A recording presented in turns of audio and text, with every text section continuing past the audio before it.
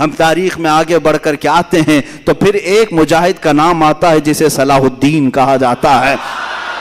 صلاح الدین ایوبی کون ہے؟ ایک وہ مجاہد ہے، سپاہی تھا اور نور الدین زنگی کی تربیت میں رہنے والا، کشا کشاں چلتا تھا۔ بسا اوقات ایسا تھا کہ خاندان الگ تھا، بڑے لوگوں کا، پیسے والوں کا خاندان تھا، لیکن اللہ جس کا دل بدل لے اور جس کو کام پر لگائے تو پھر دنیا کے تماشوں سے اس کا جی اٹھ جاتا ہے۔ وہ نکلا۔ یہ وہ زمانہ تھا جب عیسائیوں نے بیت المقدس پر قبضہ کر لیا تھا، مسلمانوں پر پابندی لگائی تھی، قتل عام کیا تھا، فلسطین کو خون سے نہلا دیا تھا۔ اس وقت یہ خبریں پھیلتی تھی۔ بغداد میں کسی اور کی خلافت تھی، مصر میں کسی اور کی تھی، شام میں، یمن میں، عراق میں الگ الگ خلفاء موجود تھے، لیکن بس یہی کہ سو رہے تھے یا اپنے حرم خانوں میں عورتوں کو رکھے ہوئے۔ بہت سارے الگ الگ اسلامی خلفاء میں بھی بعض عیاشیاں آئیں۔ اس زمانے میں یہ اٹھتا ہے ایک سپاہی جس کی راتوں کی نیند بے قرار ہے اور اس کا چین و سکون ختم ہو چکا ہے، صرف ایک ہی سوچ کہ قبلہ اول اگر آج ان لوگوں کے ہاتھ میں ہے جہاں سے میرے آقا کی معراج ہوئی، جہاں میرے آقا نے ہزاروں انبیاء کی امامت کی، وہ اگر آج ہمارے درمیان نہیں ہے تو پھر ہماری کوئی عزت باقی نہیں ہے۔ یہ سوچ لے کر کے نکلا اور اس کے بعد مصر جب تشریف لائے، یہاں پر نور الدین زنگی کے انتقال کے بعد صلاح الدین ایوبی کو سپہ سالار بنایا گیا، مصر کا گورنر بنایا گیا۔ مصر کی گورنری آنے کے بعد سب سے پہلے قسم اٹھاتا ہے یہی صلاح الدین، کہتا ہے کہ اللہ کو گواہ بنا کر کہتا ہوں اس وقت تک چین سے اپنے گھر میں نہیں آؤں گا جب تک بیت المقدس میں اپنا مصلی نہیں بچھاؤں گا۔ اتنا ہی نہیں، ایک جگہ سے گزرتے ہوئے ایک بڑھئی کو دیکھا جو ممبر بنا رہا تھا اور پوچھا بہت خوبصورت ہے، میں خرید لوں؟ کہا لے لو۔ کہا اسی دن یہ نیت کر لیا کہ اس ممبر کو میں بیت المقدس میں ضرور لگاؤں گا، اور وہی ایک حوصلہ ہے، ایک عزم ہے، اور اس کے بعد نکلے۔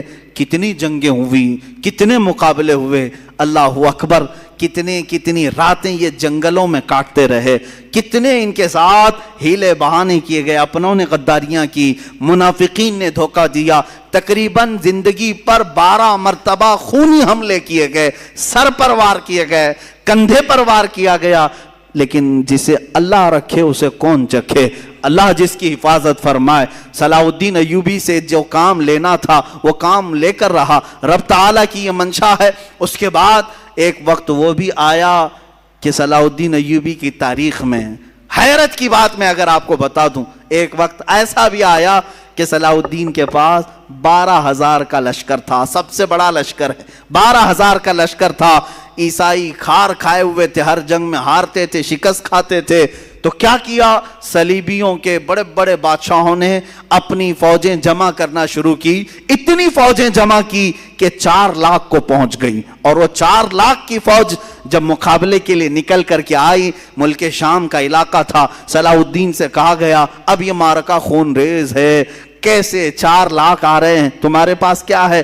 12,000۔ سب کو جمع کیا میدان میں، پوچھا صلاح الدین ایوبی نے کہ سنا ہے صلیبیوں نے، عیسائیوں نے 4 لاکھ کا مجمع جمع کر لیا ہے، یہ خونی جنگ ہو سکتی ہے، ہم 12,000 کی تعداد میں ہیں، چاروں جگہ سے اگر وہ حملہ آور ہو جائیں تو پھر ہم مٹھی بھر ہوتے ہیں، تمہارا کیا خیال ہے؟ ہم یہ چھوڑ کر چلے جائیں یا پھر میدان میں رہیں؟ فوجیوں نے جواب کیا دیا؟ وہ کہتے ہیں کہ ہم کسی ایرے غیرے کے سپاہی نہیں، ہم صلاح الدین کے سپاہی ہیں۔ اللہ کے شیروں کو آتی نہیں روباہی، آئینے جواں مردہ حق گوئی وہ بے باکی۔ اقبال نے سچ کہا تھا، اللہ کے شیر کبھی لومڑی بننا پسند نہیں کرتے، میدان جنگ میں اڑ جاتے ہیں۔ اس کے بعد ہوا یہی، تاریخ نے دیکھا صلاح الدین ایوبی کی 12,000 کا یہ لشکر میدان میں اترا، 4 لاکھ کی فوج کو انہوں نے 3 دن کے اندر اپنی سیاسی بصیرت سے ایسے ٹکڑوں میں تبدیل کیا کہ تقریباً 8 ٹکڑوں میں الگ الگ انہیں بانٹ دیا، الگ الگ طریقے سے۔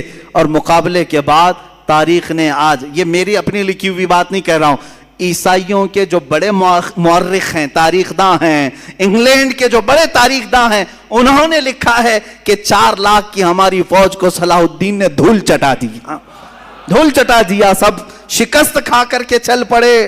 عزیزان گرامی اسی صلاح الدین نے پھر بڑھتے بڑھتے بیت المقدس کا دروازہ بھی کھٹکھٹایا اور اللہ تعالیٰ نے فتح یابی عطا فرمائی۔ جس دن بیت المقدس فتح ہوا ظہر کی اذان خود صلاح الدین ایوبی نے دی ہے اور نماز بھی پڑھائی ہے، اس کے بعد ایک بہترین خطبہ بھی دیا اسی منبر پر کھڑے ہو کر کے۔ بیت المقدس فتح ہونے کے بعد کرنا کیا چاہیے تھا؟ جنہوں نے مارا تھا مسلمانوں کو انہیں پکڑ لیتے، جنہوں نے مسلمانوں کا مال لوٹا تھا انہیں پکڑ لیتے، جو وہاں عیسائی تھے۔ نہیں، صلاح الدین ایوبی نے بیت المقدس کے دروازوں سے آواز لگائی کہ جو امن کے ساتھ رہنا چاہتا ہے صلاح الدین اس کے لیے امن کے دروازے کھولتا ہے، اور جو جانا چاہتا ہے جتنا مال یہاں سے لے کر جا سکتا ہے، کسی کی گردن پر تلوار نہیں رکھی جائے گی۔ یہ بھی انگریز تاریخ دان نے لکھا ہے کہ اتنا زیادہ معاف کرنے والا کسی جرنیل کو ہم نے دنیا میں نہیں دیکھا۔